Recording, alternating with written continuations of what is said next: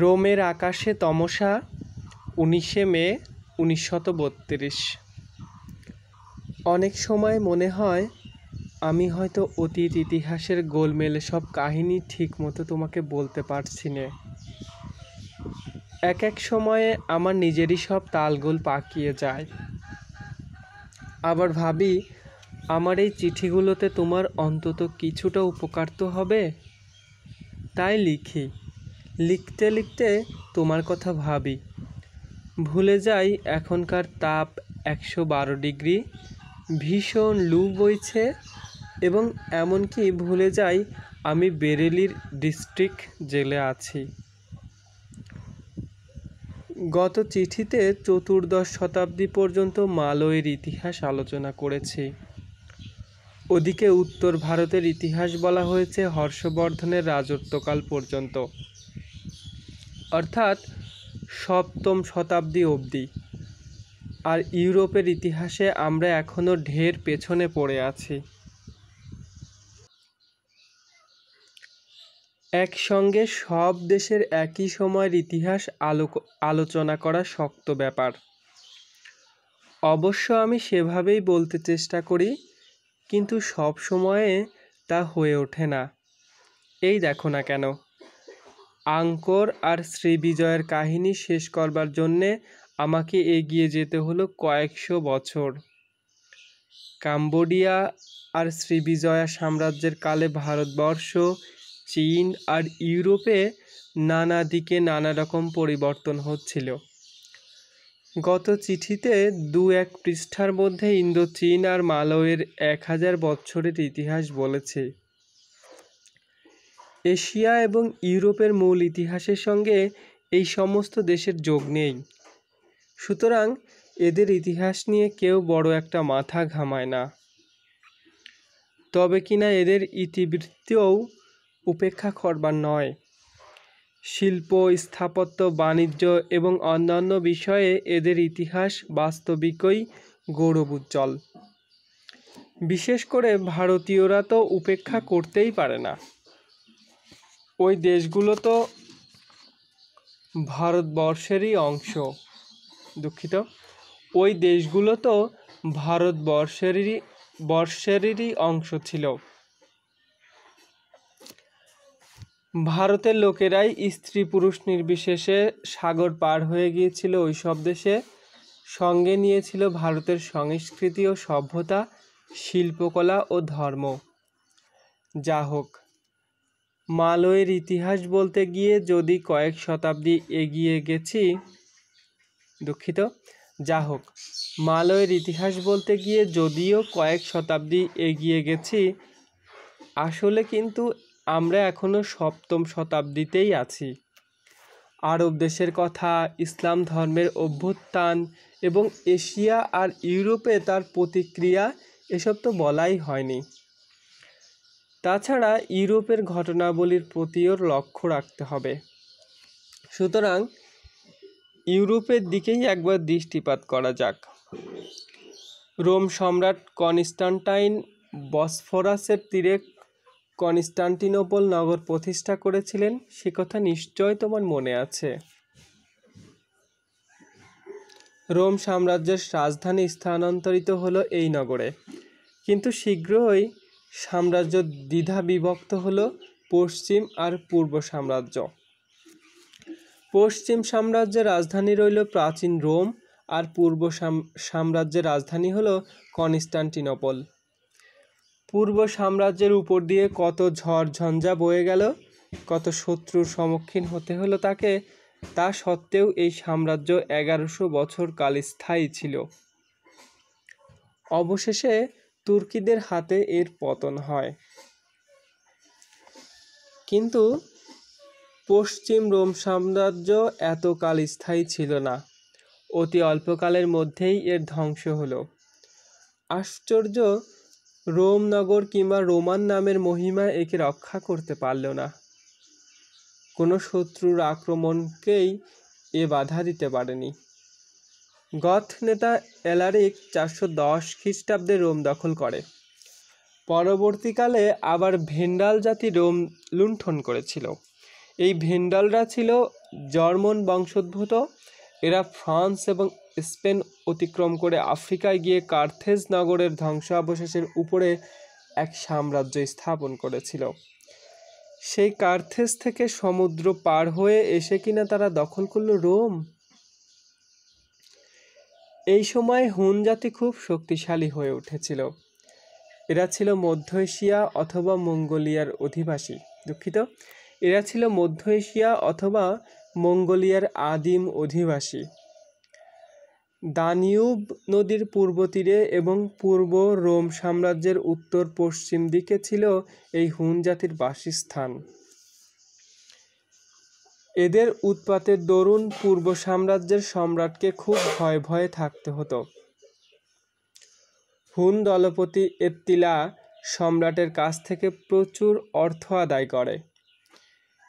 এইভাবে পূর্ব সাম্রাজ্যকে দমন করে এত্তিলা পশ্চিম সাম্রাজ্যের বিরুদ্ধে এইভাবে পূর্ব সাম্রাজ্যকে দমন করে এত্তিলা পশ্চিম সাম্রাজ্যের বিরুদ্ধে অভিযান করল। দক্ষিণ ফ্রান্সের অনেক শহর বিধ্বস্ত হলো তার আক্রমণে। সাম্রাজ্যের সেনাবাহিনী তাকে বাধা দিতে পারল না। তখন ফ্রাঙ্ক, গথ এবং অন্যান্য তথাকথিত বর্বর জাতি একযোগে এত্তিলাকে আক্রমণ করে। ট্রয়েস নামক স্থানে ভীষণ যুদ্ধ হয়। 1.5 লক্ষ লোক মারা যায় তাতে, এবং এত্তিলা সম্পূর্ণ পরাজিত হয়। সে 451 খ্রিস্টাব্দের কথা। কিন্তু এত্তিলা পরাজিত হয়েও দমল না। সে ইতালি আক্রমণ করে উত্তরাঞ্চলের অনেক শহর লুটপাট করল, জ্বালিয়ে দিল। কিছুকাল পরেই তার মৃত্যু হয়। কিন্তু নিষ্ঠুরতা আর নৃশংসতার জন্যে সে ইতিহাসে নাম রেখে গেছে। তারপর থেকেই হুন জাতি দমে যায়। এর কাছাকাছি এক সময়েই শ্বেত হুন জাতি ভারতে এসেছিল। 40 বছর পরে থিওডোরিক নামে একজন গথ রোমের সম্রাট হন। পশ্চিম সাম্রাজ্যের তখন শেষ অবস্থা। পূর্ব সাম্রাজ্যের তৎকালীন সম্রাট জাস্টিনিয়ান ইতালিকে তার সাম্রাজ্যের অন্তর্ভুক্ত করবার চেষ্টা করলেন। ইতালি আর সিসিলি তিনি জয় করলেন বটে, কিন্তু রাখতে পারলেন না বেশি দিন। কেননা এদিকে নিজের সাম্রাজ্য নিয়েই তাকে বিশেষ ব্যতিব্যস্ত থাকতে হলো।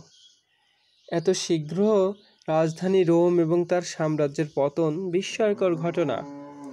সাম্রাজ্যের ভেতরটা যেন ছিল ফাঁপা। সাম্রাজ্যের শক্তি অনেককাল কেবল রোম নামের মহিমাতেই পর্যবসিত ছিল। তার অতীতের ইতিহাস লোকের মনে যুগপৎ শ্রদ্ধা ও ভয়ের উদ্রেক করত। কিন্তু আসলে রোমের কোনো ক্ষমতা ছিল না। বাইরে থেকে অবশ্য বোঝা যেত না কিছু। থিয়েটারে, খেলার মাঠে আগের মতোই জনসমাগম, হাটবাজারে ভিড়। অথচ রোম ধ্বংসের পথেই এগিয়ে চলেছিল।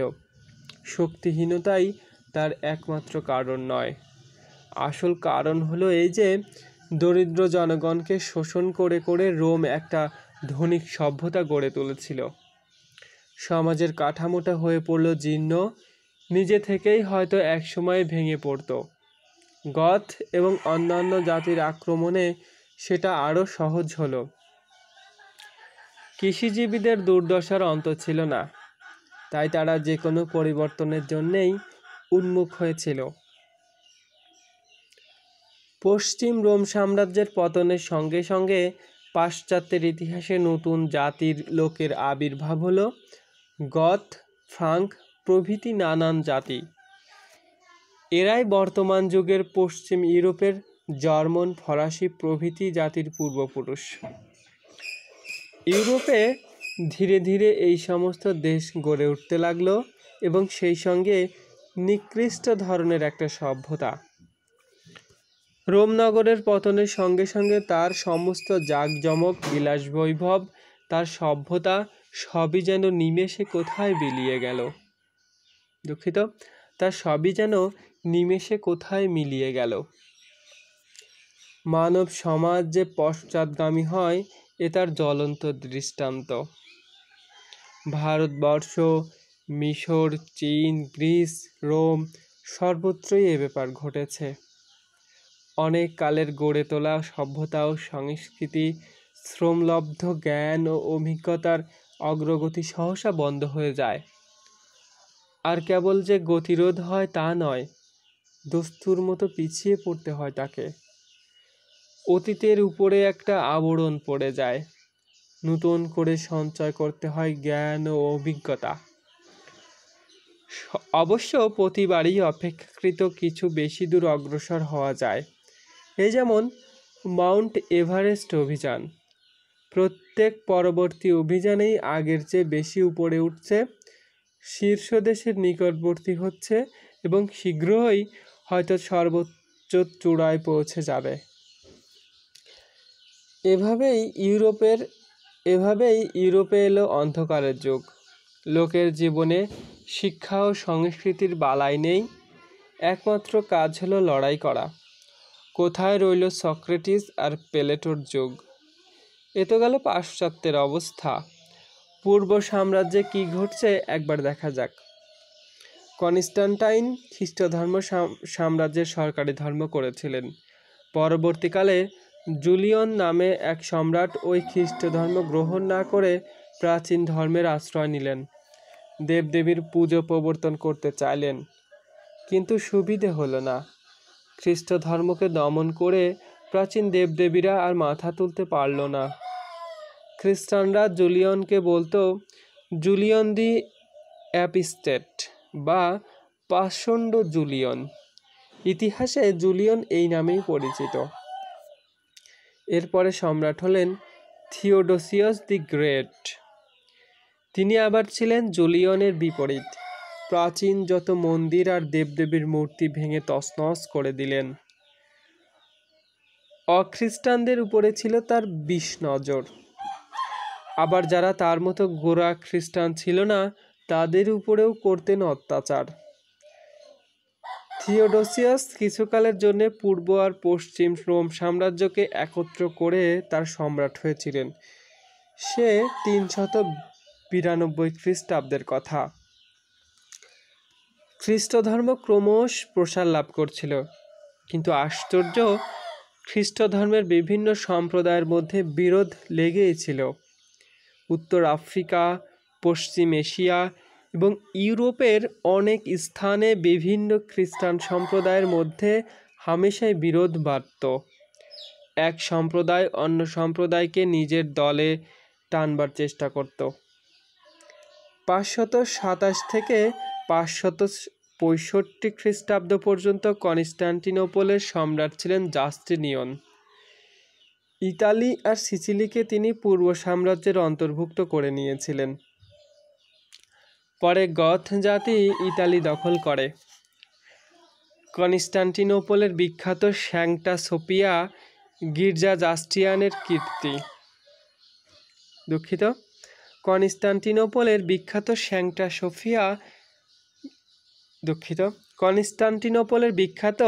স্যাংটা সোফিয়া গির্জা জাস্টিনিয়ানের কীর্তি। আর এক কারণে জাস্টিনিয়ন খ্যাতি লাভ করেছেন। তিনি তৎকালীন সমস্ত আইন বিধি সংগ্রহ করে আইনজ্ঞ দ্বারা সেগুলো সংকলন করান এবং ইনস্টিটিউটস অব জাস্টিনিয়ন নামে একখানি আইন গ্রন্থ প্রণয়ন করেন। আমাকে সেই বই পড়তে হয়েছিল। কনস্টান্টিনোপলে তিনি একটি বিশ্ববিদ্যালয় স্থাপন করেছিলেন, কিন্তু ওদিকে প্লেটো স্থাপিত গ্রিক দর্শনের প্রাচীন বিশ্ববিদ্যালয়গুলো বন্ধ করে দিয়েছিলেন। এবারে 6ষ্ঠ শতাব্দীতে এসে পৌঁছানো গেল।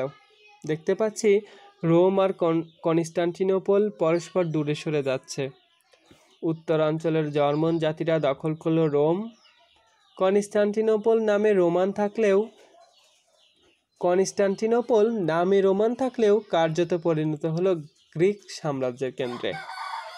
বর্বর বিজেতার অধিকারে এসে নষ্ট হলো রোমের সেই সভ্যতা ও সংস্কৃতির গৌরব। পূর্ব ঐতিহ্য বজায় থাকলেও বিরোধ শুরু হয়েছে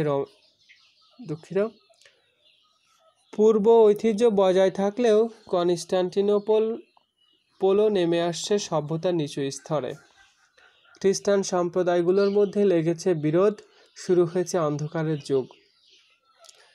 এতকাল গ্রিক কিংবা প্রাচীন লাতিন শিক্ষার প্রচলন ছিল, কিন্তু গ্রিক দর্শন আর দেবদেবীর কথায় ভর্তি ওই সকল গ্রন্থ আর এ যুগের খ্রিস্টানদের নিকট উপযুক্ত বলে বিবেচিত হলো না। সুতরাং শিক্ষা ও শিল্পকলার দিক পিছিয়ে পড়ল। অবশ্য খ্রিস্ট ধর্ম শিক্ষা ও শিল্পকলার দিকটা বজায় রাখবার কিছু চেষ্টা করেছিল। বৌদ্ধ আশ্রমের মতো অনেক খ্রিস্ট সংঘ গড়ে উঠেছিল এবং সেখানে প্রাচীন ধরনের শিক্ষার ব্যবস্থা ছিল। খ্রিস্টান সন্ন্যাসীরা সাধ্য অনুসারে শিক্ষা ও শিল্পকলার বর্তিকা জেলে রেখেছিল, যদিও তার আলো ছিল মিটমিটে। শিক্ষার আলো যে একেবারে নিভে যায়নি এই তো যথেষ্ট, কিন্তু কয়েক শতাব্দী বাদে এই আলোই চারদিকে আলোকিত করেছিল। খ্রিস্ট ধর্মের প্রথম যুগে একটা অদ্ভুত ব্যাপার লক্ষ্য করা গেছে। অনেকে ধর্মপ্রবণতার ঝোঁকে সন্ন্যাসী হয়ে যেত, ঘরবাড়ি ছেড়ে লোকালয়ের বাইরে, এমনকি মরুভূমিতে গিয়ে বাস করত। নিজেদের শরীরের যত্ন নিত না, নানা প্রকার দুঃখ কষ্ট জ্বালা যন্ত্রণা সহ্য করত। মিশরেই এ ধরনের সন্ন্যাসীর সংখ্যা ছিল বেশি। এদের ধারণা ছিল এই যে, যারা যত বেশি দুঃখ কষ্ট সহ্য করবে, নোংরা আর অপরিষ্কার থাকবে, তারা তত বেশি পুণ্য লাভ করবে। এক সাধু তো অনেক বছর যাবৎ একটা স্তম্ভের উপরেই বসেছিল। কোনো রকম ভোগবিলাস এদের কাছে ছিল পাপ। কিন্তু ইউরোপে সেদিন আর নেই এখন। সময়ের পরিবর্তন হয়েছে এবং সকলেই এখন যার যার সুখ সুবিধে করে নিতে ব্যস্ত। কিন্তু এর পরিণামও ভালো নয়, শ্রান্তি এসে যায়। মিশরের খ্রিস্টান সন্ন্যাসীদের মতো এক জাতের লোক আজকালও ভারতবর্ষে দেখতে পাওয়া যায়। কেউ হয়তো হাত একখানা তুলে ধরে আছে, কেউ হয়তো বা বসে আছে লোহার পেরেকের উপরে। আরও কত অদ্ভুত কাজ কারবারই না তারা করছে। কেউ কেউ এইসব ভড়ং দেখিয়ে অজ্ঞ লোকদের কাছ থেকে পয়সা কড়ি আদায় করে, আর কেউ বা সত্যি সত্যি মনে করে কৃচ্ছ সাধনে পুণ্য সঞ্চয় হবে বেশি। বুদ্ধদেবের একটি কাহিনী মনে পড়ল। তার এক যুবক শিষ্য কৃচ্ছ সাধন শুরু করেছিল। তিনি একদিন ওকে জিজ্ঞাসা করলেন, তুমি এই ধর্ম গ্রহণ করবার আগে বীণা বাজাতে জানতে? লোকটি উত্তর করল, হ্যাঁ। বুদ্ধদেব বললেন, বেশ, তাহলে শরীর আর বাদ্যযন্ত্রের মধ্যে তুলনা করলে বুঝতে পারবে।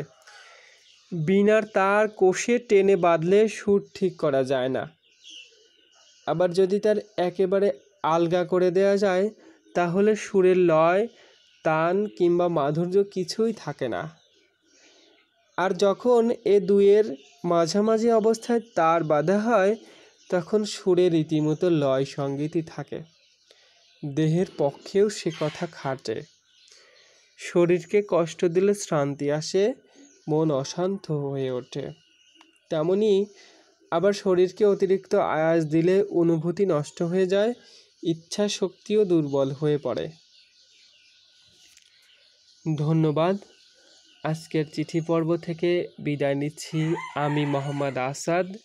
শুভকামনা।